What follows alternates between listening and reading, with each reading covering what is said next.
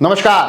आज कुंभलगढ़ में कांग्रेस प्रत्याशी योगेंद्र सिंह परमार ने अपना नामांकन भरा। नामांकन के दिन विधानसभा अध्यक्ष डॉक्टर सीपी जोशी का आना एक बड़ी खबर रही, तो वहां उस नामांकन के दिन किसी भी अन्य दावेदार का न होना भी अपने आप में बड़ी खबर बन गई। उस खबर पर भी चर्चा करेंगे। स्क्रीन भी इसीलिए ऐसी सजाई हुई है, मगर उससे पहले चर्चा इस बात की ज़रूरी है कि आज जो एक शक्ति प्रदर्शन का दिन था, जिसके माध्यम से कुंभलगढ़ में कांग्रेस भारतीय जनता पार्टी की हैट्रिक को रोकने की फिराक में है। कोशिश इस बात की जा रही है कि युवा चेहरे के सहारे कांग्रेस कुंभलगढ़ के उस किले को फतह कर सके, उस चुनावी रण क्षेत्र को जीत सके।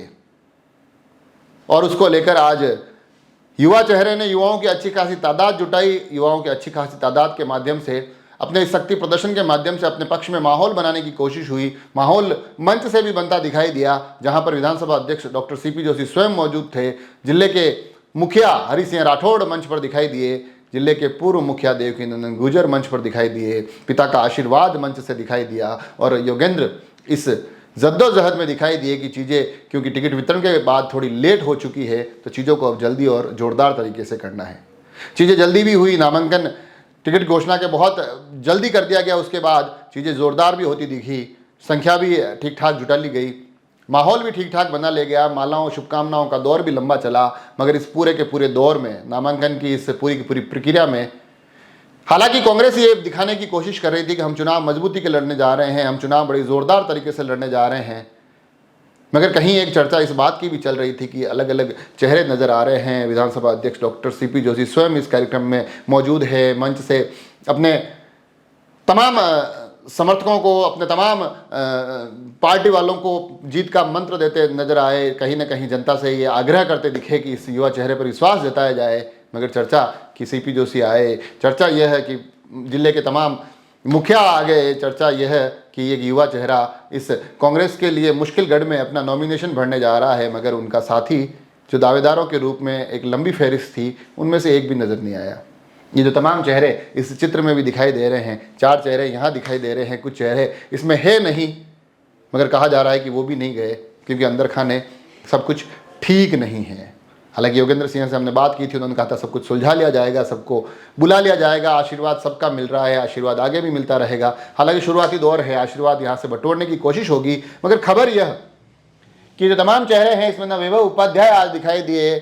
बताया यह भी जा रहा है कि नगरपालिका अध्यक्ष कैलाश मेवाड़ा स्वयं नदारत थे, दिलीप सिंह राव उसमें नहीं दिखे, सत्यनारायण माहेश्वरी वहाँ नहीं थे, सत्यनारायण देवपुरा वहाँ पर नहीं थे, भीम सिंह चुंडावत भी नहीं देखे गए, और एक चेहरा जो इस सूची में भी बैठा हुआ है, सूरज सिंह दसाना, जो लगातार रह के अपनी नाराजगी जताते रहे, अपने तल्ख तेवर दिखाते रहे, वो भी नहीं दिखाई दिए। सुनने में यह भी आ रहा है कि ये नाराज हैं।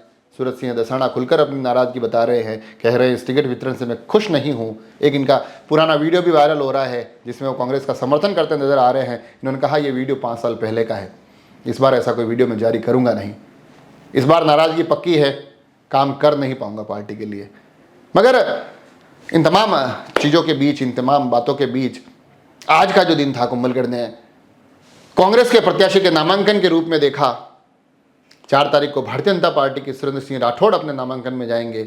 मगर इन तमाम चीज़ों के बीच में जो एक महत्वपूर्ण बात निकल कर आ रही है कि इस पूरे शक्ति प्रदर्शन के दौरान, इस पूरे कार्यक्रम के दौरान ये कोशिश की गई कि किसी तरह से इस नामांकन की भीड़ के माध्यम से, नामांकन के वातावरण के माध्यम से एक बढ़त ली जा सके। मगर दावेदारों को मनाने के काम कब शुरू होंगे, इसको भी देखने की ज़रूरत है। और ये देखने की ज़रूरत इसलिए ज़्यादा है क्योंकि चुनाव से पहले जब हम इस क्षेत्र के दावेदारों से मिलते थे, भारतीय जनता पार्टी के दावेदार खुलकर नजर आते थे, खुलकर नाराज नजर आते थे, अपने विधायक का विरोध करते दिखाई देते थे। इन दिनों वो सभी शांत नजर आते हैं। मगर इस तरफ जहां हर बार जब मिले कहा जाता था हम सब एक हैं, हम सब साथ हैं, पार्टी के सिंबल के साथ है, जो सिंबल लेके आएगा हम उसके साथ खड़े रहेंगे, आज साथ खड़े दिखाई नहीं दिए।